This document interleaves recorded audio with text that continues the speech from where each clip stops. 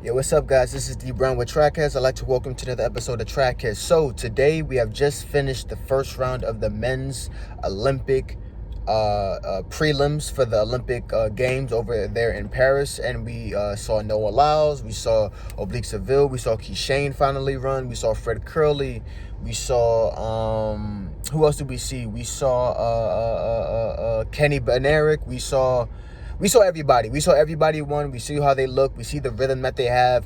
And a couple key things, guys. Couple surprises that happened.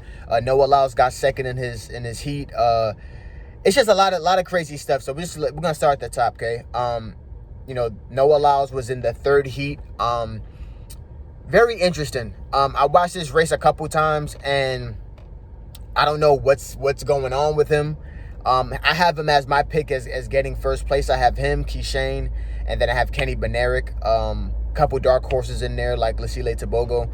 Running like this though, Noah Lyles is gonna have some trouble. I know a lot of people been going in on me on the comments talking about he's gonna be a damn near a sweep with Keishane and Oblique Seville getting first and second, and then Noah Lyles probably or Fred Curley probably getting third or second or whatever the case is.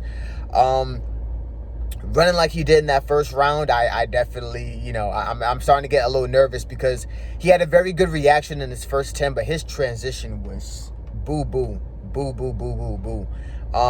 He had the University of Houston alum, guys, in Hincliffe, I believe is his name. He runs for Great Britain. He won the NCAAs this year. He ran 9.8 a couple wind dated, or no, I don't think it was wind dated, but it was in like the qualifying rounds before NCAAs. You also have Sean, from, I believe he's from South Africa. I'm not sure where he's from. He's from some African country. But, they both run for the University of Houston, trained by Carl Lewis. And they ran a great first round. Really good race distribution. They both popped out the blocks. They looked like they were just running practice. And, they made Noah Lyles work and really tap into his top-end speed. And, one thing that really kind of caught my eyes, aside from Noah Lyles and everything, I'll get back to him, is that a lot of people in the 100 really didn't look like fast. They looked very uncomfortable in the first 30. I saw a lot of people tense. I saw a lot of people really pushing hard for the first 30. They didn't look smooth.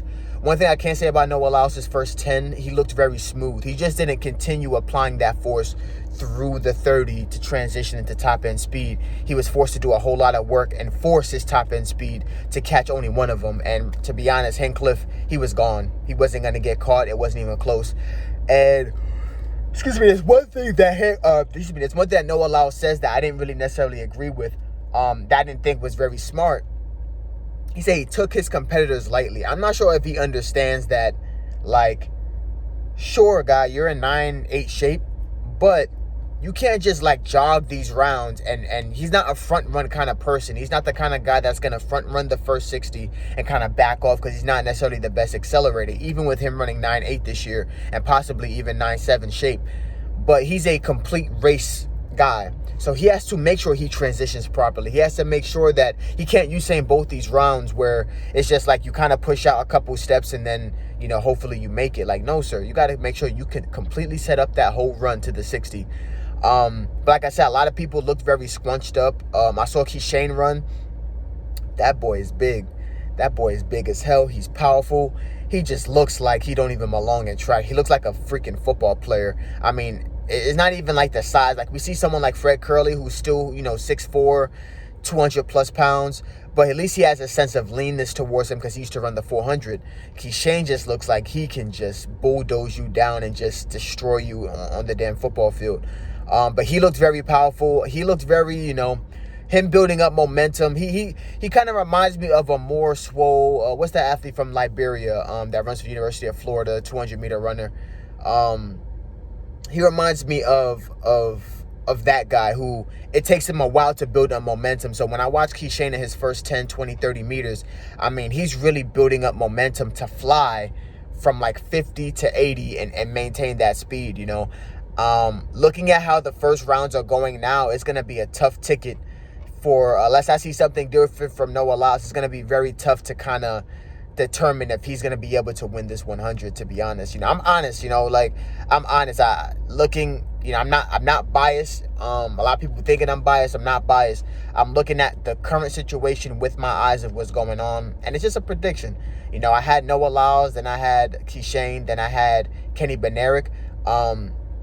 But we'll see how it continues to go. I did see Fred Curley. I mean, it's buttery smooth. Again, I'm really looking to see who is the most smooth in their first 30, 40, 50, because that's the most consistent in terms of effort, full effort that people are giving. After that, they kind of trail off. But it really gives me good indication about, like, okay, who has a good pushing pattern, whose rhythm is screaming 9-8, 9-7, and then they're falling off the gas.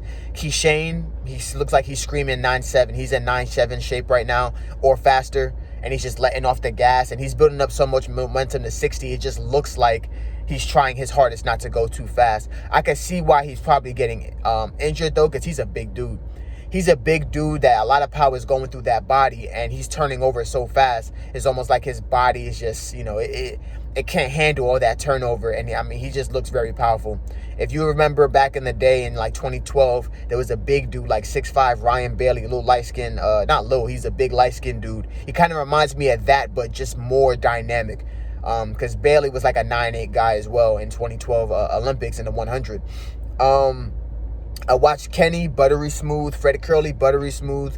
Oblique Seville, he's another one. I mean, he pushed out, masterclass in just how to handle a round. Pushed out, super aggressive, backed off the gas. I mean, those guys looked really smooth. Noah looked really smooth. He just didn't handle his heat how he was supposed to.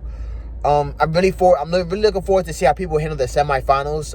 It hasn't happened yet. I'm gonna keep an eye out for it, but I'm really looking forward to seeing how they handle it tomorrow, because that's gonna be the big indicator. I think a lot of people fell asleep in these semifinals. In the prelims, they kind of look tired. They kind of look flat. Hopefully, they're a little bit more activated, especially for the ones who are doubling. I feel like they're the ones that really need to make sure that their legs are active, though they're going to be going through a lot of stress. I know a lot of people peaked for this particular run in terms of like for example, if Noah Lyles knows he's going to run the final, he's preparing not only for rounds, he's preparing for the first round, semifinals, finals, then the 200, then the 4x1. So his peak is going to be a little bit longer in terms of he has to be a little bit more rested, because his body's going to be going through a lot more stress. For the people who aren't prepared they're not sure if they're going to make the final or not, they have to be a little bit more on point, because they have to be closer to their personal best in order to qualify. For example, if Noah Lyles or Keishane or Kenny Benerick have 9-7, 9-8 in their legs, a 9-9 isn't necessarily going to take a lot out of them if they're conditioned right. But for someone like Sean, I don't know his last name, it's very long last name, but Sean from University of Houston, if his PR is closer to 9-9 or 10 flat, him running 10.02 is damn near his PR. So he has to be in that very fiery, very explosive shape to make sure hey, I need to make sure that I run damn near my personal best each time to make this final, because these guys are going 9-7. So I do think that's probably a difference of why they look so sluggish, but only time will tell. That's that. But that's my little bit of a recap from what I saw. Like I said, everyone looked pretty good. Like I said, Oblique looked good. Blake looked really good. He pushed out really well, solid first couple of steps. So I'm really looking forward to see how the rest of these races go. Everyone is looking out for Fred. He got them Nikes on. We're gonna see how they continue to run. But for so far, this Paris track it's not impressing me. It's not impressing me too much. I don't see people bouncing off and really by mistake running fast times. So we'll see how the finals go. The women's just went off semifinals today, so I'm about to give a recap on that in a sec. Thank you guys for watching. This is D Brown with Trackheads. Peace.